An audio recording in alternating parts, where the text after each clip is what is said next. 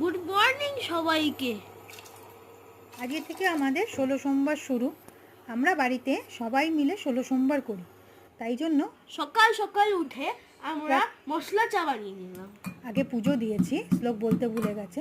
তো মশলা চায় আমরা কি দিই, আমাদের বাড়িতে যা ইনগ্রিডিয়েন্টস থাকে তাই ইউজ করি, কোনো কিছু এক্সট্রা কেনা নয়, কিছু নয়, কারণ আমরা সেভিংসে বিলিভ করি এবং কম খরচে বিলিভ করি। তাই বাড়িতে এক টুকরো আদা দিয়ে দিলাম জলের মধ্যে, তার সাথে দিলাম একটা গোটা এলাচ,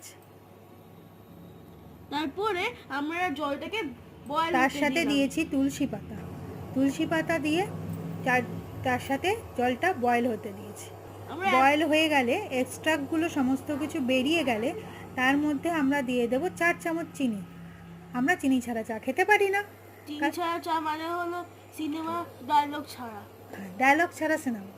তো চিনি ছাড়া চা খাই না, কারণ আমাদের বাড়িতে কারুর সুগার নেই। আমরা কেউ ডায়েটিং করি না, চিনি খাই, অল্প মাত্রায় চিনি খাই। তাই আমরা 4 কাপ চা বানাচ্ছিলাম, তার সাথে দিয়েছিলাম 4 চামচ চিনি আর 2 চামচ চা পাতা। তারপর খুব ভালো করে ফুটিয়ে এত গরম করে দিলাম যে তার সাথে দুধ দেব। দুধকে আসতে হলো ঠান্ডা করানোর জন্য। এবার দুধটা যখন দেওয়া হয়, এটা আমার আর শ্লোকের খুব মজা লাগে, দুধটা যখন পড়ে এত সুন্দরভাবে ওটা মিক্স হয়, কালারটা কখনো ক্লাউডের মতো লাগে, কখনো মনে হয় ঝর্ণার মতো শেপ, বিভিন্ন শেপ।